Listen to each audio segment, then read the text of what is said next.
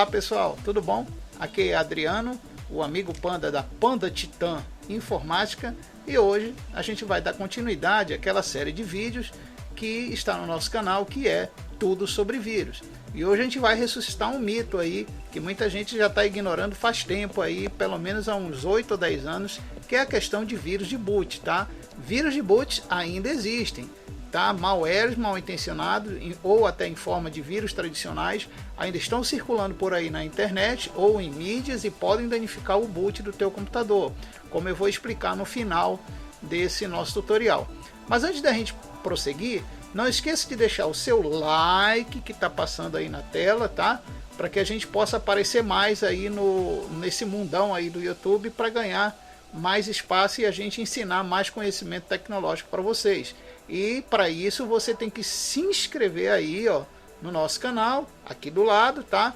Para que você possa fazer parte da nossa comunidade e também receber notificações dos novos vídeos, das novas séries que tem no nosso canal, ok? Então vamos adiante, vamos tratar sobre o vírus de boot, que é um tema polêmico faz tempo e até hoje também é polêmico, tá?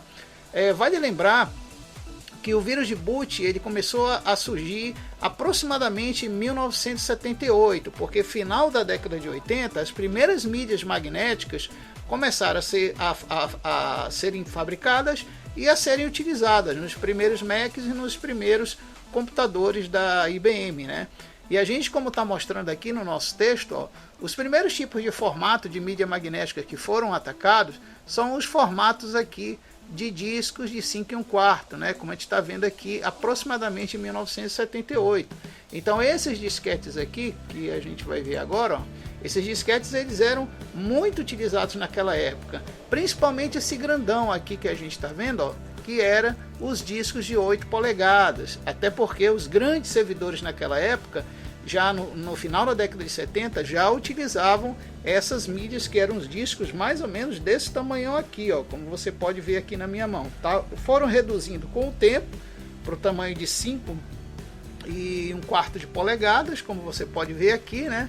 O disquete laranja, e depois foi reduzido já no final da década de 80 para os disquetes de 3,5 polegadas. Mas por incrível que pareça, até nessa época aqui da mídia de disquete de 3,5 polegadas, eles ainda eram atacados por vírus de boot, tá?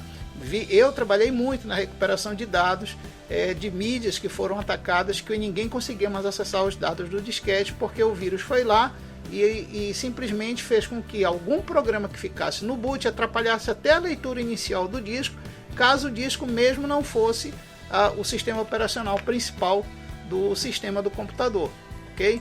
Então, continuando, e um dos primeiros vírus que foram criados para esses padrões de discos FMT, que é dos primeiros Macs, foi o vírus Elk Cloner, como a gente está vendo aqui, né?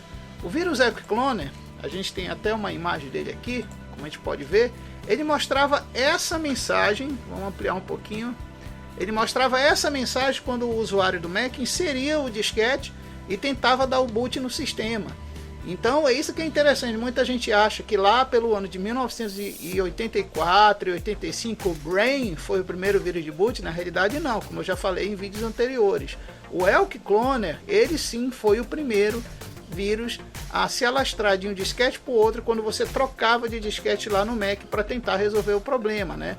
E ele já dava essa mensagem aqui mostrando que a coisa não iria funcionar muito bem, ok? Bom, então continuando, depois dessa época veio o advento do Brain, né? Que foi um dos vírus que se alastrou, porque até então o Elk Cloner, algumas máquinas só do Macs na época, com as mídias de disquetes FMT deles, algumas máquinas da época que realmente foram infectadas, mas não todas as máquinas que se utilizavam o disquete FMT do Mac, até porque alguém tinha que copiar o disquete para levar para outra máquina, e como eram poucas as pessoas que tinham naquela época, a partir do início dos anos 80, o Mac, o primeiro e tradicional Mac, então dificultou muito esse vírus a ser espalhado. Mas em 1984 e 1985, os irmãos lá do Paquistão, Abjad e Armand, eles fizeram um vírus que se gravava nas mídias que eram comumente levadas para outros países em viagem. Então hoje a gente tem a internet, né, que distribui vírus, mas naquela época a gente levava era de avião, de um país para o outro, o vírus gravado em disquete. Então em 1985 muitas pessoas relataram ter esse problema de que quando você inicializava o sistema, né, dava uma mensagem na tela parecida com essa que eu vou mostrar para vocês aqui, ó. Dava uma mensagem parecida com essa daqui que eu vou ampliar. Aqui é mostrando o setor de boot, né, do disco, e dava uma mensagem parecida com essa que a gente vai ver bem aqui, ó. Eu vou ampliar a tela para a gente ver aqui, ó. Dava, como você pode ver, dava aqui o nome da empresa, Brain Computer Service, porque eles tinham já uma empresa na época de programação de sistemas. Hoje é uma empresa de telecomunicação. E a gente vê que dava até aqui o azimuth, né, da onde a empresa estava localizada no mapa, certo? E se a gente fosse ler o resto da mensagem, tá até o nome aqui, ó, Bezzet e Amjad, o nome dos irmãos, né? Eu até falei errado, mas esse é o nome correto, Bezzet e Amjad, né? E por aí vai. Então o que esse programa fazia era nada mais do que uma espécie de advertisement ou adware já de propaganda na época, né? Quem hoje se preocupa com adware e advertisements, a gente vê que desde 1985 isso já existia até em mídias, né? Como o caso deles que queriam fazer apenas propaganda da empresa deles, né? Na realidade não era para destruir o computador ou prejudicar o usuário. A única diferença é que essa mensagem aparecia sempre na tela quando você logava com o disco ou antes do sistema ser carregado, né? Mas você continuava usando o computador. O problema é que isso era muito chato ficar aparecendo na tela, então não deixava de ser um adware propagandista, vamos dizer assim, né, na época. Então tá aí a história resumida do nosso Brain aí, que foi o segundo vírus mais conhecido. Muitos dizem que foi o primeiro esse aqui, né, mas a gente tem que lembrar que teve o Elk Connor lá do Mac, ok? Muito bem. Agora, vamos entender como é o funcionamento básico desses vírus e como eles são formados, né? Primeiro a gente tem que lembrar que para eles funcionarem, eles têm que serem carregados na memória. Então eles têm que virem de uma mídia que vá ser lida os primeiros setores ou que vá dar boot pela instrução de BIOS de sistema, né? Como ele mostra aqui, ó.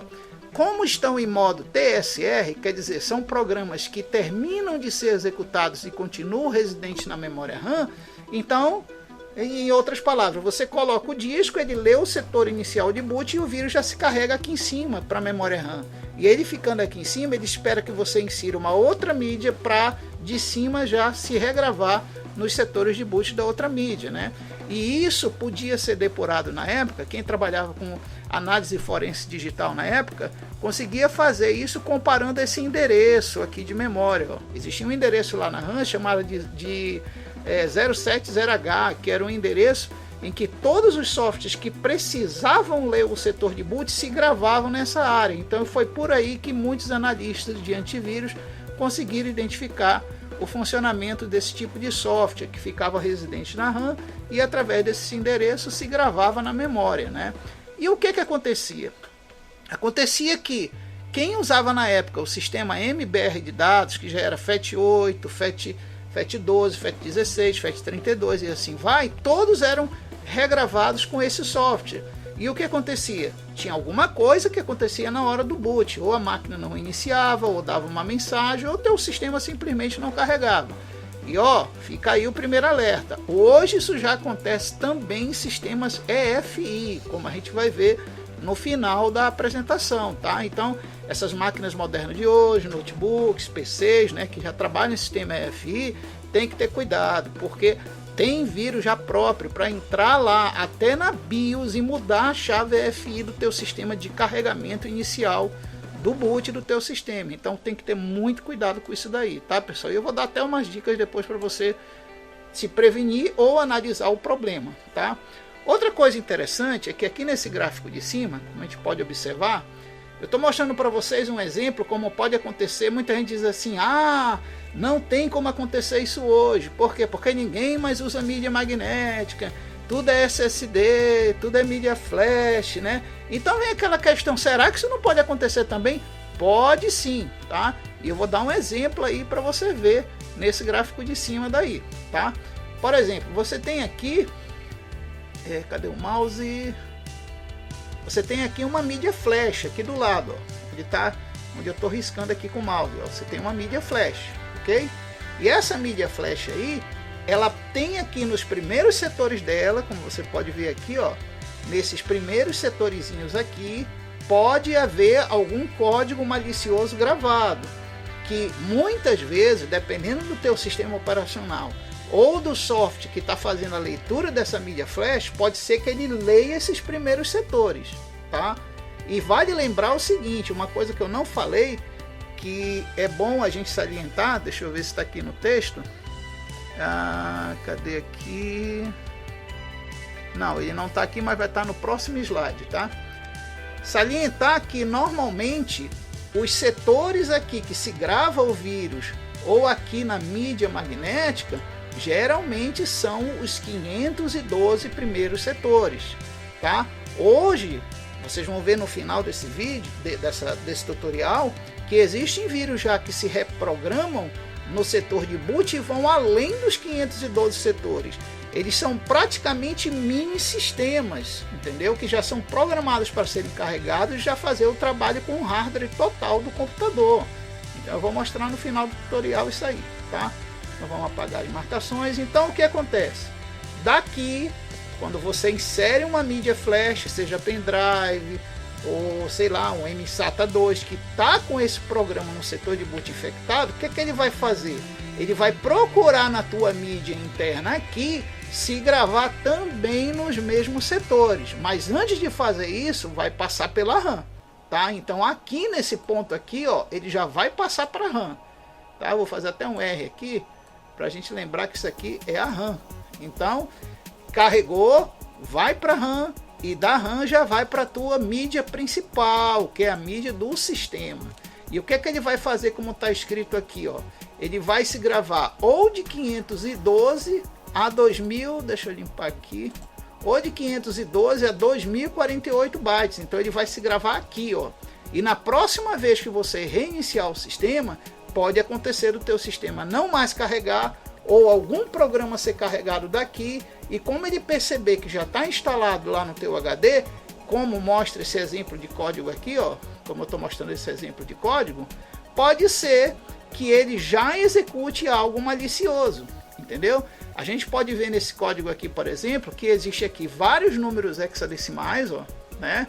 E aqui embaixo não tem esses números, né? Não tem esses números hexadecimais. Então significa que nesses setores de 512 bytes o programa se isolou, se gravou logo no início e o resto ele não gravou quase nada. E como a gente pode ver, está aqui até a mensagem, que o programa vai dar lá com relação ao que vai aparecer na tela quando o teu sistema tentar carregar, tá bom? Então fica aí o gráfico mostrando que o teu HD, caso seja mecânico, ele tem cilindros, clusters de setores, que é a divisão de todos os setores dele. E nessa divisão é que o vírus vai fazer a gravação dos 512 bytes que existem nos primeiros setores do teu HD, tá bom? Então, para você ver como a coisa é muito rápida de acontecer se você partir daqui, ó, de uma mídia flash hoje. Eu estou falando hoje, não estou falando em 1978. Hoje você já pode ter a mídia flash infectada já vim com o vírus que vai atacar o teu computador. E a gente vai ver que existem até 3 casos famosos atuais de vírus que já fazem isso hoje, tá, pessoal? Então vamos seguir adiante, tá? Vamos seguir adiante aqui na apresentação. Aí o que nós vamos fazer agora, que a gente vai ver aqui? A gente vai ver aqui, ó, existem alguns métodos de checagem, de você checar o seu setor de boot, se ele está infectado ou não, e alguns métodos de prevenção, outros até que eram muito bons deixaram de existir. Mas vamos analisar aqui como é que funciona. Existem alguns métodos que podem ajudar a checar esse tipo de ameaça e prevenir que coisas piores aconteçam com o boot de suas mídias. Primeira dica: utilizem softwares licenciados e em mídias originais. Saudoso era o tempo em que a Microsoft vendia os CDs originais, que eram muito bonitos, prateadinhos, douradinhos. Por quê? Porque ali você tinha garantia de que o software estava íntegro, original. Não sei que tu partisse ou quebrasse a tua mídia, o teu CD no meio, Aí a Microsoft chegou a um ponto de já começar a vender também pendrives, o que já foi muito ruim, porque a gente sabe que a mídia ótica, e é uma dica que eu vou dar para vocês, viu? Se alguém chegar para vocês, muita gente não vai concordar com o que eu estou falando, mas eu vou falar isso como prova de sistema de segurança que eu uso em algumas empresas. Se alguém chegar para você e perguntar assim, qual é a mídia mais segura para me guardar uma informação a longo prazo, tipo 30 anos, é a mídia ótica. Por incrível que pareça, é a mídia ótica. Mídia magnética vai ter degradação até mesmo com dilatação. Mídia eletrônica flash vai sofrer problemas de até corrosão, mas a mídia de CD bem embalada e guardada certinho no lugar em que não seja mexida por mãos humanas, a mídia ótica ela vai durar até 30 anos ou mais, tá? O que acontece é que com o passar dos tempos, os fabricantes começam a fabricar em lixo. Olha, eu digo para vocês porque se vocês correrem até atrás na internet, tem vídeos como o nosso amigo 8-Bit Guy, ele mostra que logo que começaram a fabricar disquetes, os disquetes eram feitos para durar para sempre, mas quando terminou a era do disquete, as coisas não eram mais feitas para durar.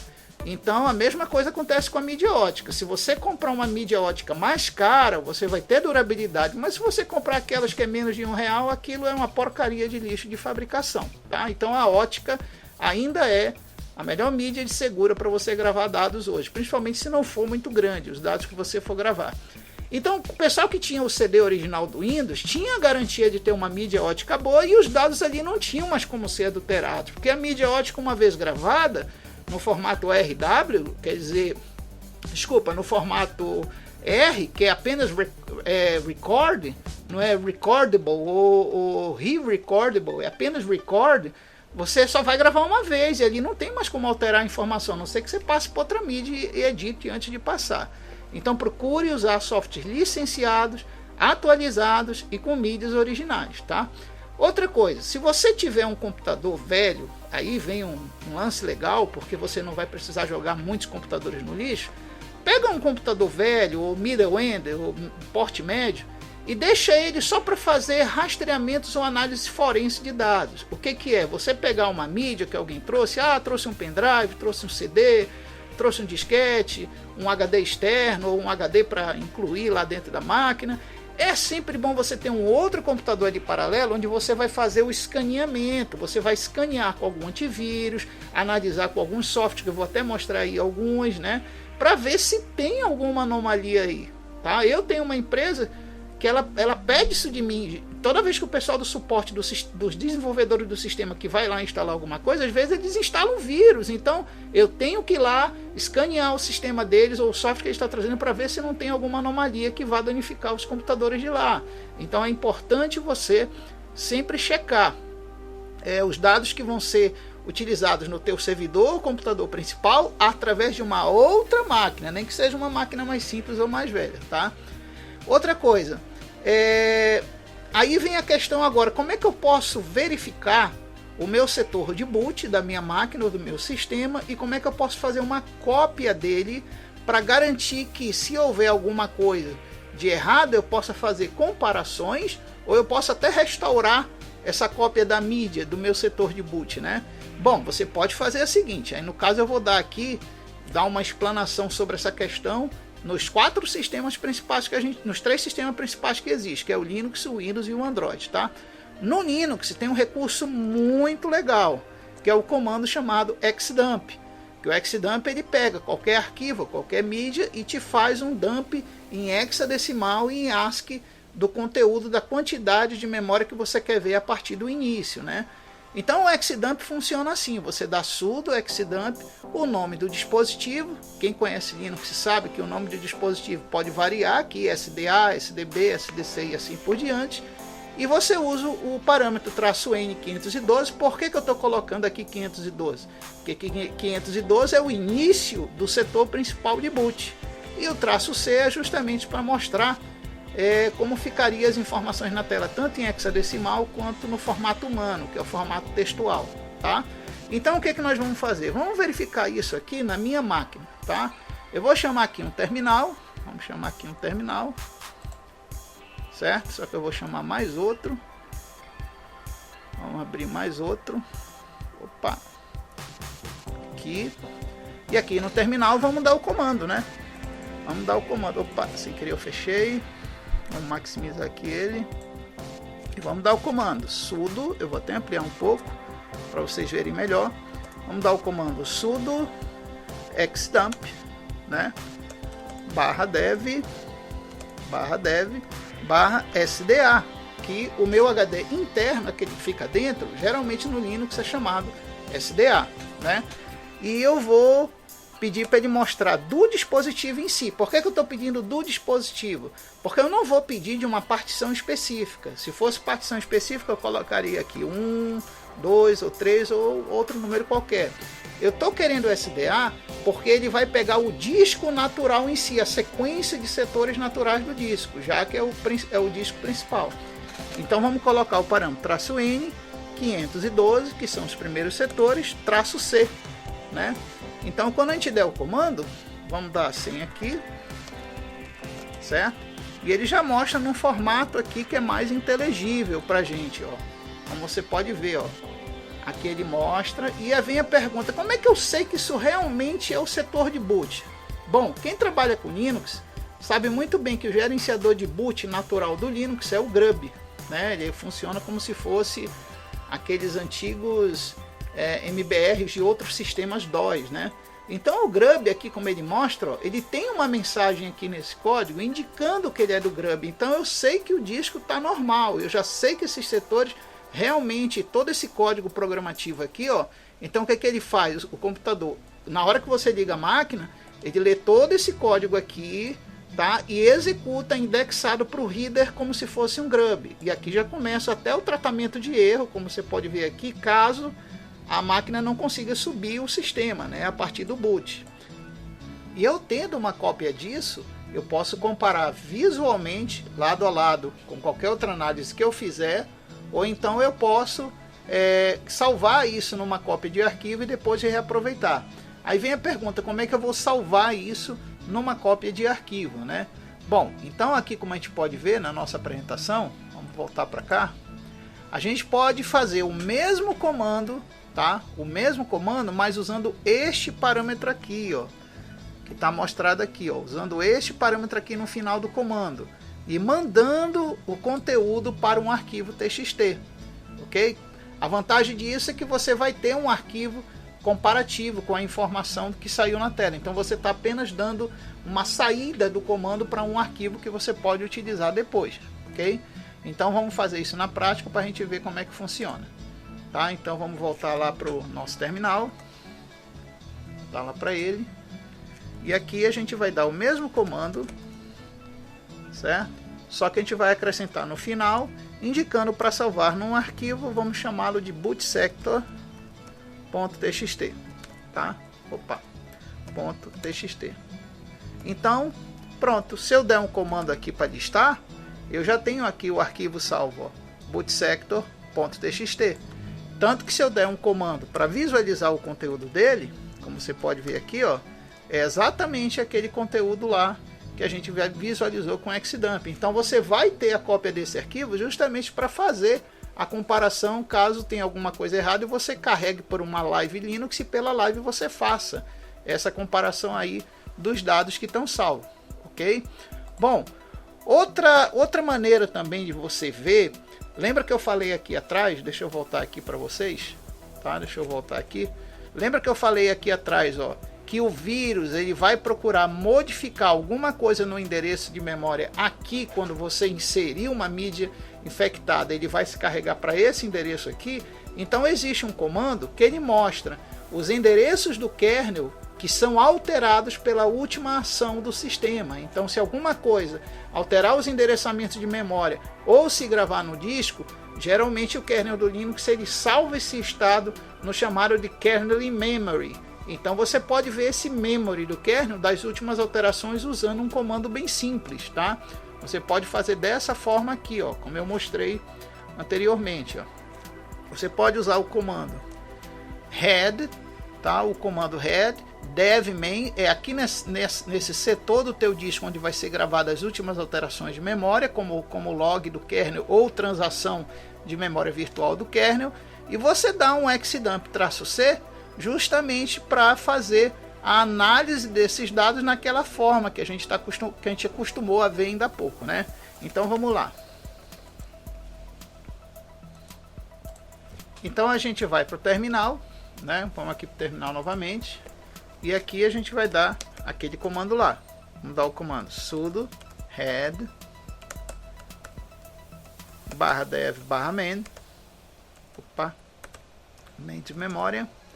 Vamos dar o pipe xdump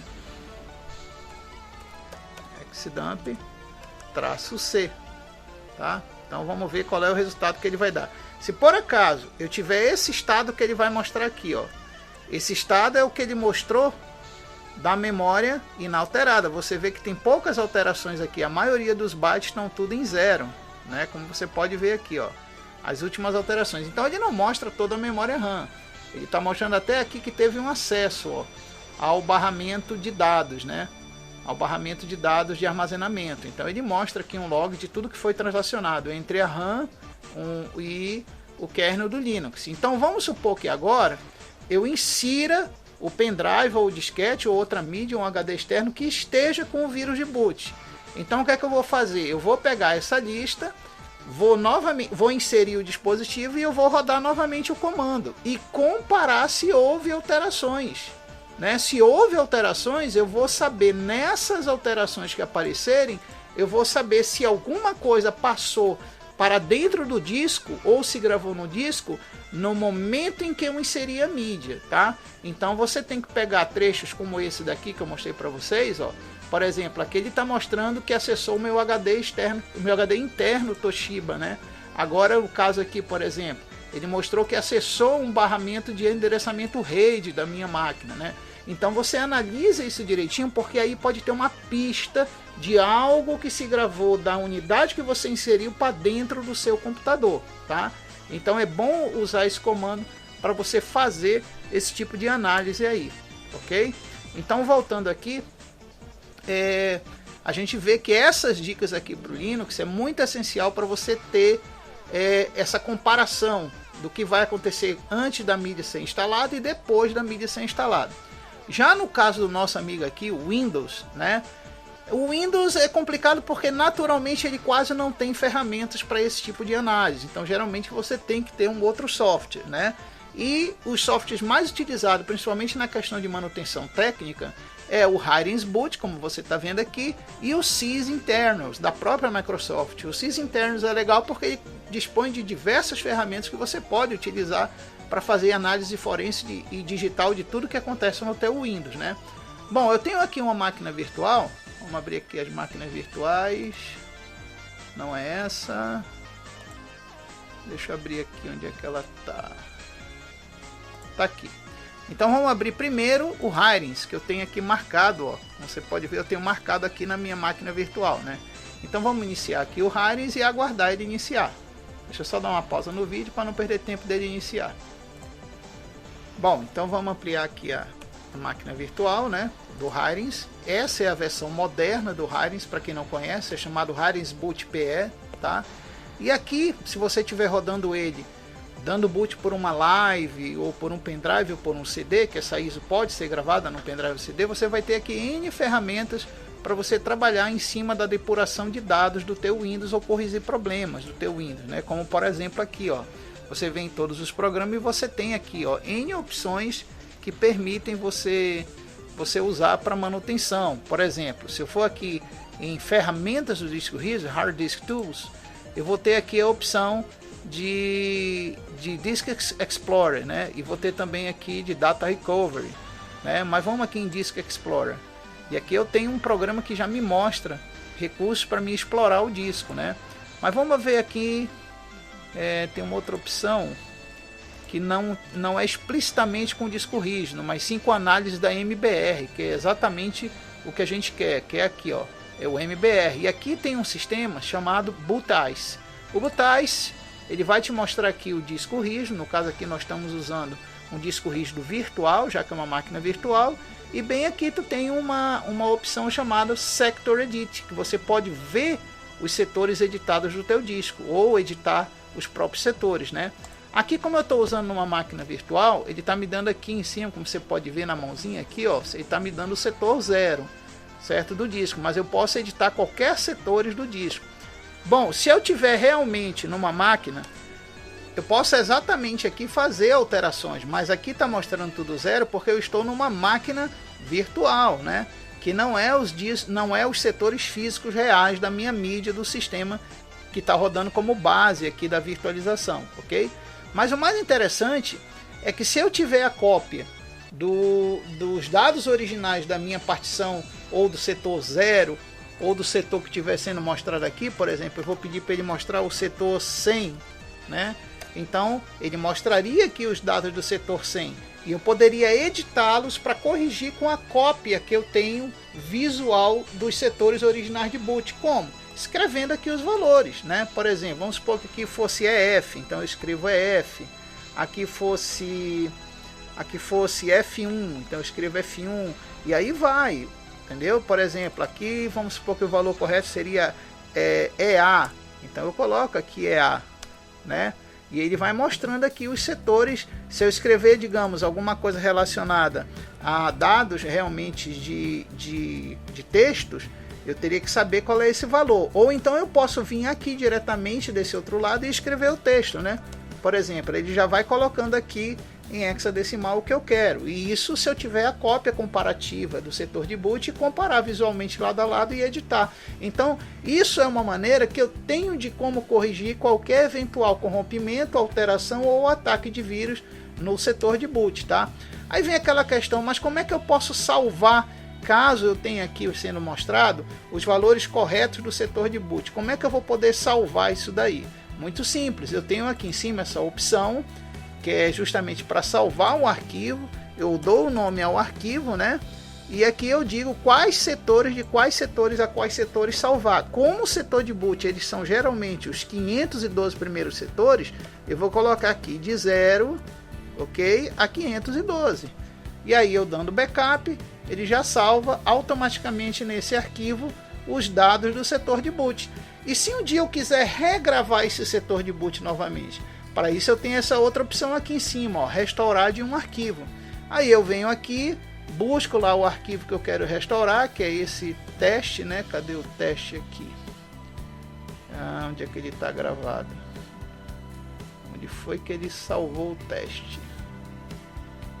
Vamos ver se foi aqui. Bom, eu posso, já que está marcado aqui como teste, eu não vou nem procurar. Eu dou restaurar e ele já restaurou ao padrão normal.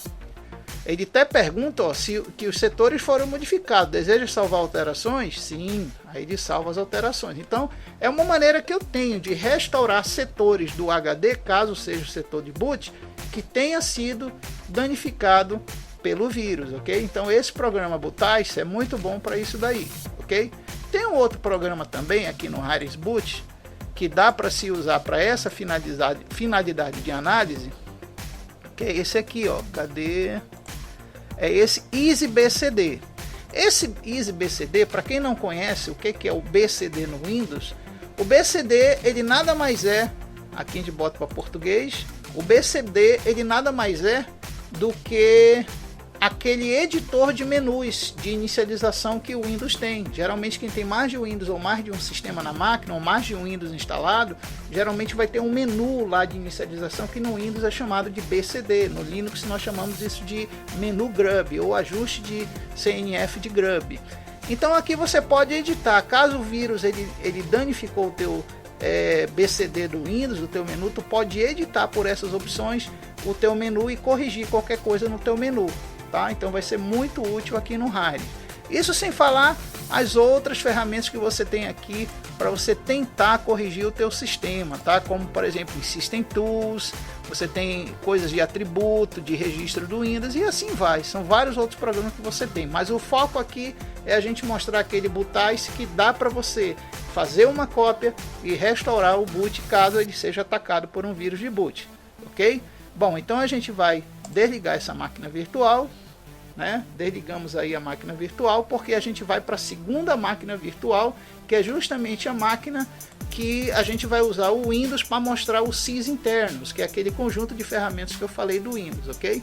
Bom, e estando agora aqui no Windows 10, já carregado, a gente tem aqui uma pasta que eu já baixei, o sysinternos, tá? O sysinternos ele pode ser baixado diretamente do site da Microsoft. Você vai lá, pesquisa sysinternos e baixa o arquivo e vem um arquivo compactado, né? Como a gente vai ver aqui agora, ó. Ele está baixado aqui, ele vem como um compactado, como você pode ver aqui, né? E depois você descompactar, você vai ter uma pasta. Nessa pasta você vai ver que você vai ter N aplicações para você manipular dados no Windows, né? Vamos só aguardar ele atualizar aí o cache, né? O cache de ícones, porque máquina virtual não é tão rápido. E entre esses arquivos você vai achar aqui uma opção que é um arquivo README, que vai ter toda a lista dessas aplicações e dizer para que serve cada uma delas. Deixa eu só achar o arquivo aqui. Ok, tá aqui o arquivo README, ó. E se você abrir ele, você vai ver aqui, ó, que tem todos os nomes dos executáveis e dos binários e quais são a função de cada um deles, né? Então, por exemplo, vamos ver se tem algum aqui que dê para a gente utilizar para a função de análise da mídia do disco, né? O primeiro que a gente tem aqui é esse Disk View, né? Esse programa aqui que é o Disk View. Então vamos executar ele aqui, né? Eu recomendo sempre você executar como administrador esses programas do sysinternal. E como você pode ver, o que esse programa faz é criar um log sobre as atividades do kernel, tá? Sobre as atividades do kernel. Então, por exemplo, eu estou aqui praticamente sem atividade, porque ele parou aqui, ó, em 2.665 segundos e usou o processo do kernel 2156. E daqui em diante ele não fez mais nada. Então vamos supor, se eu inserir uma mídia aqui agora, né? Vamos supor, eu vou fazer um exemplo aqui como se eu estivesse inserindo uma mídia, né? Eu vou abrir aqui mais uma janela do explorador de arquivos do Windows. Pronto, abri uma janela, faz de conta que isso foi a inserção de uma mídia. Então se eu vim aqui no sysinternos, aliás no debug view dele, você vai ver que ele já logou várias coisas, ó. E ele até mostrou que foi em relação ao cache de ícones, como você pode ver aqui, ó, em relação ao kernel. Ele chamou algumas rotinas nesses endereços de memória aqui, como você pode ver. E o mais importante é você ver se aparece aqui aquele endereço que eu mostrei na apresentação, que é o 0700C, né? Que é aquele endereço onde os vírus de boot procuram se isolar. E ele mostra aqui alguma coisa dizendo algum erro ou alguma outra atividade, tá? No caso aqui não teve nenhuma atividade maliciosa, mas vamos supor que você vê aqui no meio desse log alguma coisa relacionada a boot sector, ou boot MBR, ou GPT partição, alguma coisa. Então você já tem que ficar de orelha em pé. Por quê? Porque aí alguma coisa foi modificada no teu HD com a inserção daquela mídia, ou foi modificado lá no boot do teu sistema. Então é muito útil esse programa justamente para analisar esse tipo de log, tá? Outro programa que existe aqui no sysinternos, que é muito bom, é o Diskmon, tá? Esse Diskmon ele é muito útil porque ele vai fazer um monitoramento de todos os acessos de setores e arquivos do teu disco rígido, tá? Então se eu abrir o Diskmon, deixa eu abrir ele como administrador, né? Vou abrir aqui como administrador. Ué, acho que eu fui na opção errada. Então vamos abrir novamente como administrador. E ao abri-lo, deixa só o menu dele aparecer. Pronto. E ao abri-lo, você vai ver que ele já vai começar aqui a monitorar os acessos que você vai ter ao HD, ó. Ele está mostrando já um monte de acessos, ó.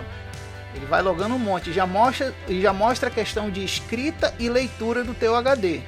Então se você vê aqui, vamos ver se a gente consegue colocar outras colunas aqui, tá? Vamos ver se aqui ele não permite colocar outras colunas, mas se você quiser dar pausa aqui, vamos ver se tem a pausa aqui para a gente dar.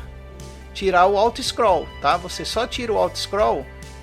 Vamos tirar aqui o auto scroll, pronto, ele já para de fazer o scroll de toda a atividade dele. Então o que você iria fazer?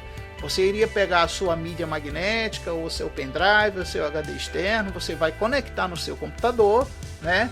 E ele vai ter que fazer alguma leitura ou escrita de algum lugar. Então o que você vai fazer? Você vai ativar esse programa, colocar a sua mídia e quando colocar você vai ver que ele vai subir esses dados. Aí o que você faz? Você espera nem que sejam uns 30 segundos, retira o auto scroll como eu fiz e verifica aqui embaixo, nas últimas pelo menos 50 linhas, se houve alguma mudança nos setores de 0 a 512. Ó, você vê aqui que não houve mudança nenhuma, teve até escrita no disco, mas foram em setores altos do disco aqui nessa 1, 2, 3, 4, nessa sexta coluna aqui, né?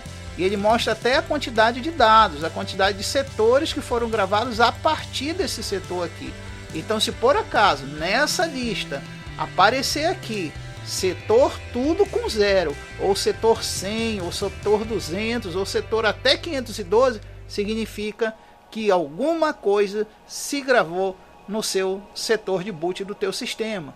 Então esse programa é muito útil para monitorar os acessos aos setores do disco, tá?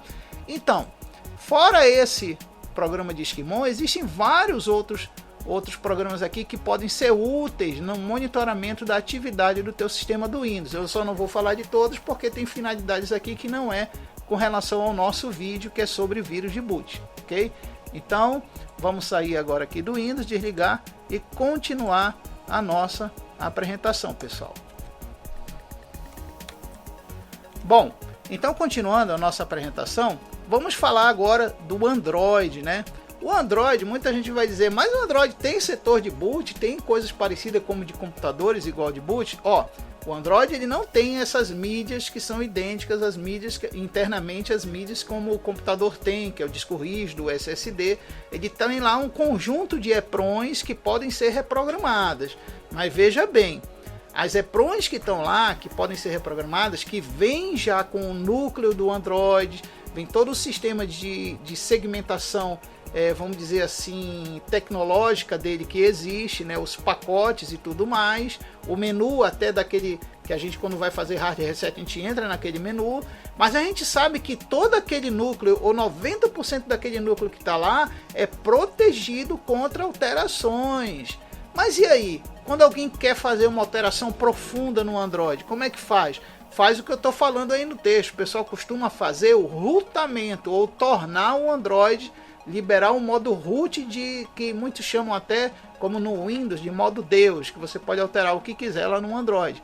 Mas eu vou logo avisando, isso é um fator de risco muito alto. Eu conheço grandes amigos meus, amigos de tempos, que perderam o celular por causa disso. Conhecem tecnologia a fundo e acham que são deuses a pôr. Não, eu vou saber fazer tudo no sistema, eu vou ser o mestre desse celular e vou destrinchar ele todinho.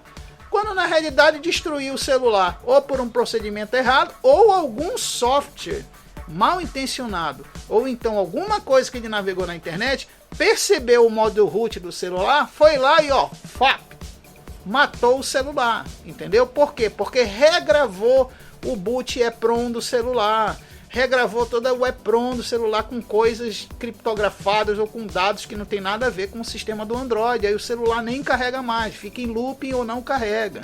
Então, se você pensa em rootar seu celular para fazer pequenas modificações um pouco mais a fundo, faça e tire o root do celular. Essa é a melhor recomendação de proteção contra esse tipo de ataque que vai destruir o boot do teu Android, o boot EPROM do teu Android.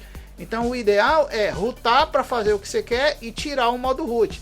Só que fica um outro alerta, nem todo celular dá para desfazer o modo root, tá? Muitas vezes você vai ter que regravar totalmente o EPROM ou o Android novamente, o Android original, né, do teu aparelho, ou um outro Android que você queira testar aí, caso você tenha algum problema e queira recuperar o seu celular. Então a dica é essa, cuidado ao fazer o modo root do celular, tá? Bom, agora vamos falar sobre algumas proteções interessantes que algumas deixaram de existir e outras talvez nem existam mais, né? E outras novas que apareceram aí com o tempo. Como diz aqui no texto, ó, antigamente existiam recursos no próprio hardware, isso estou falando do hardware do computador, existiam recursos no próprio hardware para fazer o bloqueio de gravações nos setores de boots, ou em mídias, ou de armazenamento principal. Que recurso era esse, pessoal? Esse recurso era a proteção da BIOS contra a regravação do setor de boot.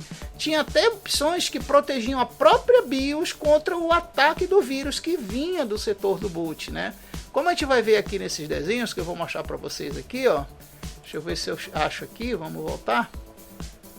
Como a gente pode ver aqui, ó. Isso aqui é uma tela de boot, como vocês podem ver. E bem aqui nessa tela, ó, a gente tem uma opção aqui que eu vou até mostrar com o mouse, que é uma opção chamada aqui, cadê ela? Tá aqui no final, ó. Eu nem percebi, mas tá aqui no final ela, onde eu tô mexendo o mouse aqui, ó. Boot Sector Virus Protection. Resumindo, você entrando nessa opção, você vai ter um Enable ou Disable para você dizer, ou então informar qual a mídia de disco, né, que vai ser protegido o setor de boot contra alterações. Ora, antigamente isso era uma proteção excelente. Por quê? Porque era nível de puro de hardware. Então, se você instalasse o seu sistema operacional dentro da máquina e ativar essa opção aí, o que é que acontecia? Ele já não deixava mais nada no sistema operacional alterar o teu setor de boot MBR do teu computador ou do disco rígido. Infelizmente, essa opção só existe em menos de 1% dos computadores de hoje, tá? Muitos dizem que é porque ela não tem mais utilidade, que é por causa do modo EFI, e a gente vai ver no último slide que não é bem assim não. Ela deveria existir, como vocês vão ver no último slide, ok? Outro exemplo aqui, ó, que eu vou mostrar para vocês de uma outra BIOS, ó. Nessa BIOS aqui a gente vê claramente, bem aqui onde eu estou passando o mouse, cadê? Aqui, ó, Virus Warning, tá? Virus Warning. Essa opção tá até desabilitada aqui, que é um crime, né? Eu acho que é porque ele ainda vai instalar o sistema e depois habilita essa opção. Essa opção vai fazer a mesma proteção, só que ela tá com outro nome, como alerta de vírus. Por quê? Porque se o vírus tentar se gravar no setor de boot novamente, ele vai mostrar uma tela na frente do teu... O legal é que ele mostra uma tela na frente do teu sistema gráfico. E essa tela já vai te avisar, ó, alguma coisa está se gravando no teu setor de boot. Então você já sabia que aquela mídia que você colocou, o disquete, o pendrive, o HD externo, já está querendo se gravar no seu setor de boot, porque o aviso aparece, e você, ainda bem que não se gravou, porque ele está me mostrando o aviso. Por isso que eu digo, esse é o melhor recurso que já existiu de proteção de mídias de boot do computador, mas infelizmente essa opção sumiu das tecnologias atuais. Uma coisa que eu falo muito para os meus amigos que trabalham na área, por um lado a gente evolui, pelo outro a gente regride, né? Mas fazer o quê? Bom, continuando aqui a nossa apresentação, vamos agora para o próximo slide. Sim, outra maneira de você se proteger que existe no Linux, que é interessante, já que eu vou salientar porque eu uso muito o Linux no meu trabalho. Então, o que acontece? A gente costuma, quando a gente prepara um sistema padrão, a gente padroniza um sistema, ou então a gente faz com que todas as máquinas vão seguir uma mesma imagem de disco, a gente costuma fazer uma imagem, né? E a gente, por medida de cautela, a gente cria também uma cópia do setor de boot, mas uma cópia digital dele, não é como aquela cópia de texto que eu mostrei aqui em cima, não. É uma cópia digital realmente dele. E isso você pode fazer de forma perfeita utilizando esse comando aqui, ó, o comando dd if. Aí você coloca aqui o dispositivo, que é o SDA e o HD interno, e no off você indica para qual arquivo de backup que você quer mandar. E aqui no BS você coloca quantos setores que você quer gravar e a contagem de regravações, né? Então, fazendo esse comando, você consegue perfeitamente fazer uma cópia do seu MBR ou do teu setor de boot do disco. Vamos fazer aqui uma, só para vocês verem como dá para fazer, né? Vamos limpar aqui a tela. E vamos fazer essa cópia, agora usando o comando dd. Então, vamos lá. Sudo dd if /dev igual /dev /sda off. Vou informar, como eu vou gravar aqui mesmo onde eu estou no terminal, eu não vou nem indicar caminho, só vou colocar o nome do arquivo. Vamos colocar de boot sector .bin, né? E vamos colocar o tamanho, que é BS igual, eu quero os 512 primeiros setores de boot, e a contagem de regravação igual a 1, ok? Então, fazendo isso, a gente dá a senha e ele já gravou o arquivo com os bytes, tanto que ele até confirma aqui, se você ver, ó, ele já confirma aqui que ele gravou exatamente os 512 bytes. E para a gente ver isso, a gente dá um ls, a gente vê que ele está gravado aqui, ó, boot sector bin, né? E aí, o que é que a gente vai fazer agora? A gente vai dar um cat nele, ou um xdump, vamos dar um cat, que eu sei que vai parecer coisas absurdas, mas pelo menos a gente tem a confirmação de que isso é código binário, né? Então vamos chamar de bootsector.bin. Então você vê, ó, geralmente no Linux, quando a gente acessa código binário, ele vem assim dessa forma. Então isso já prova que realmente o conteúdo desse arquivo é conteúdo binário. A gente pode até testar também com o comando xdump, né? Vamos fazer, por exemplo, aqui com xdump. Vamos dar xdump, o nome do arquivo, né? .bin. E ó, aí vê que é conteúdo realmente binário aqui, ó. Se a gente usar aquele parâmetro "-c" maiúsculo, ele ainda mostra naquele formato que a gente está acostumado, ó. Então tá aqui, ó, realmente aquela cópia que a gente tinha visto no início do tutorial, tá aqui a cópia dentro do arquivo. Então isso é que é legal. E se um dia eu quiser restaurar essa cópia para o meu HD, como é que eu posso fazer? Eu posso, caso tenha sido atacado, né, o boot foi alterado por um vírus, eu posso fazer o inverso. É só eu trocar aqui no comando, como eu vou mostrar para vocês, ó. Vamos chamar aqui o comando de novo. Eu só faço inverter. No if eu coloco o nome do arquivo, né, que é bootsector.bin, e aqui eu coloco para onde ele vai enviar os bytes, que seria o dev SDA, certo? Fazendo isso, ele já regrava o setor de boot da tua mídia, entendeu? Então você tem como, pelo comando dd, fazer essa cópia de segurança e restaurar caso você precise. E o legal é que o comando dd, ele não está explicitamente ligado ao Linux, você pode utilizá-lo até em outras plataformas operacionais ligadas a computador, ok?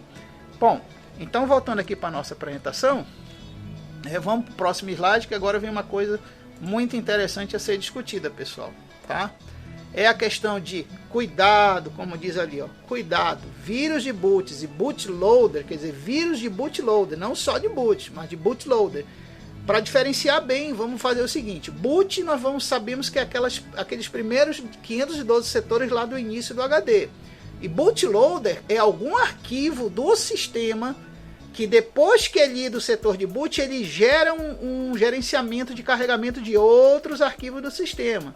Então tem vírus que ataca fisicamente lá o disco nos 512 primeiros setores, e tem vírus que vai atacar depois o arquivo que está indicado nesse boot, que é o bootloader. Esse arquivo é o bootloader.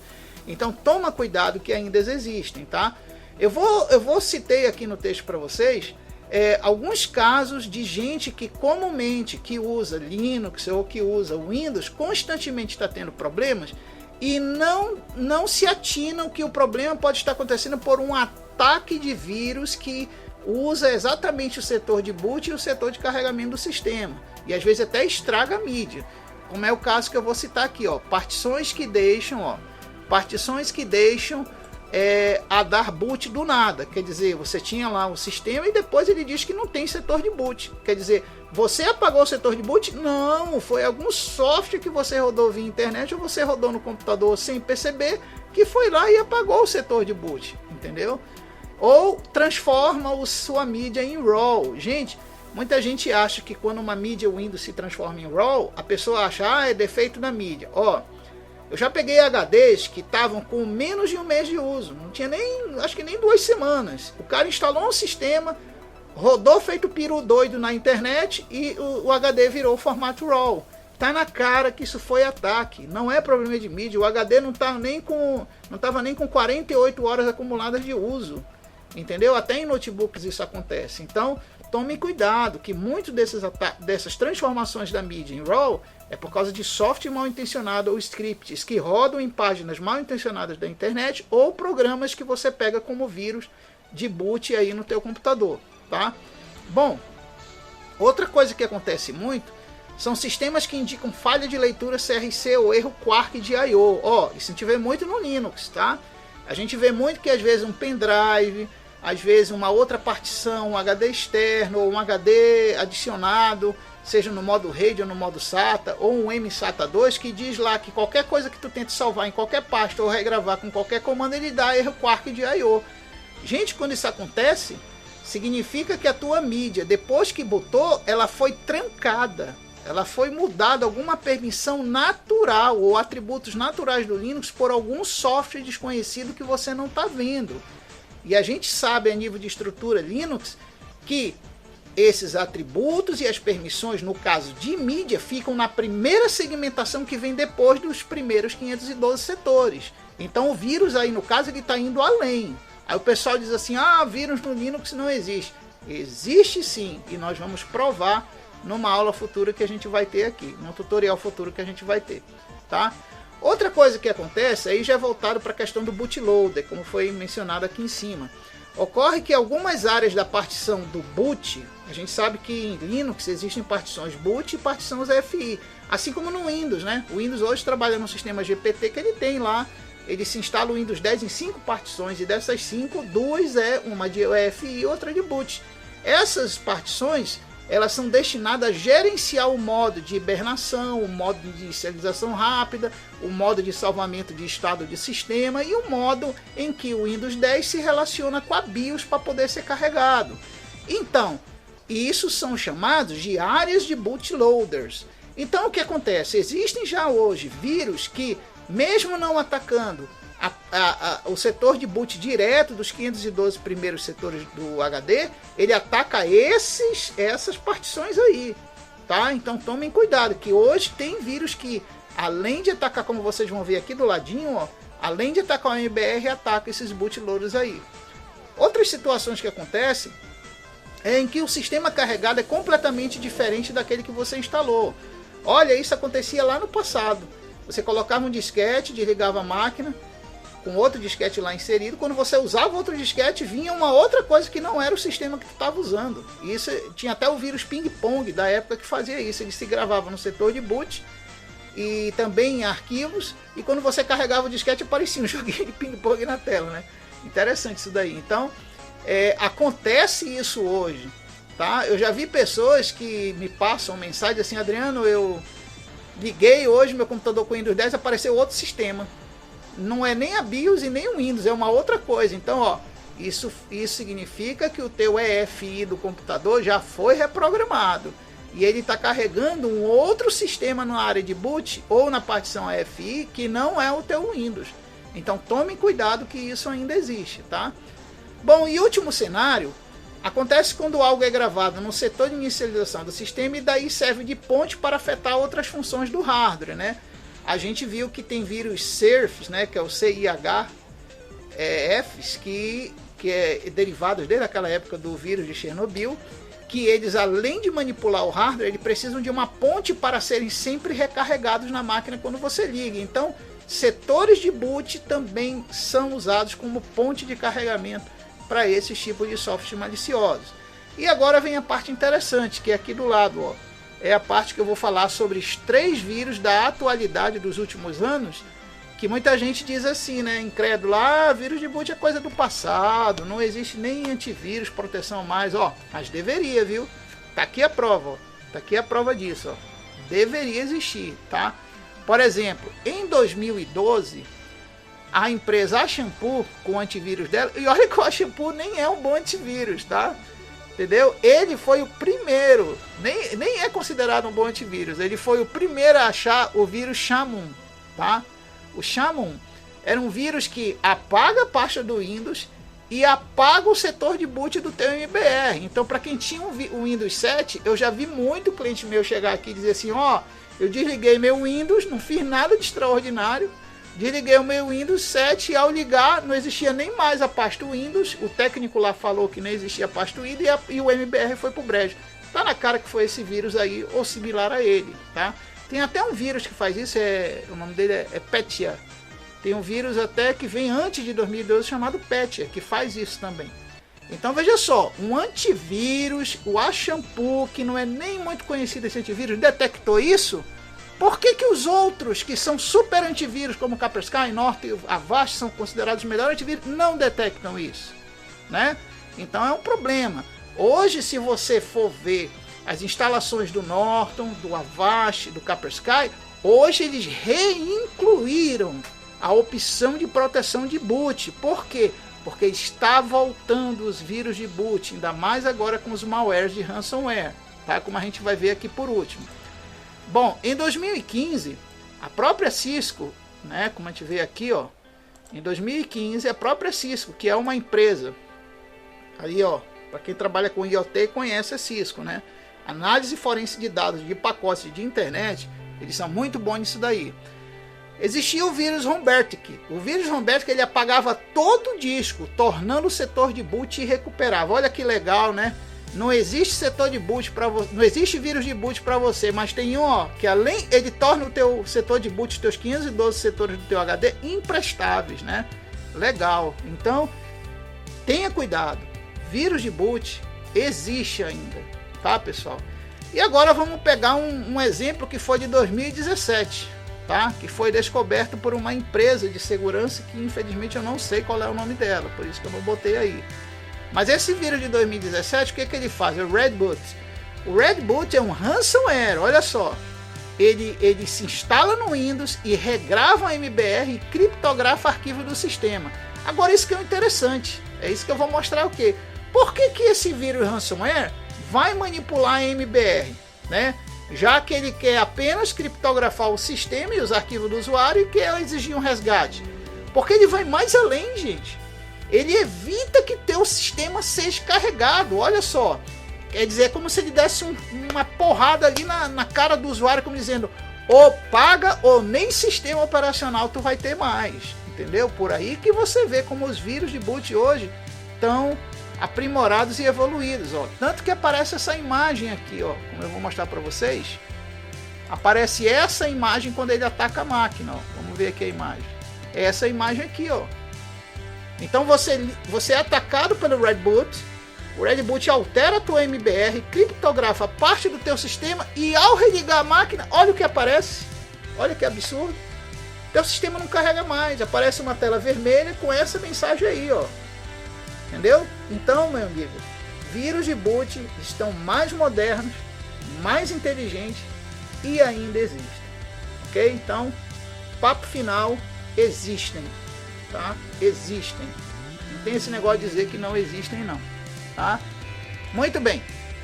Eu espero que esse tutorial aí tenha servido de explanação para vocês entenderem bem os perigos, as amabilidades do vírus de boot, como é que eles funcionam, o que eles são e algumas cautelas que vocês têm que ter com alguns comandos no Linux, alguns utilitários que você vai ter que usar lá no Windows, tá?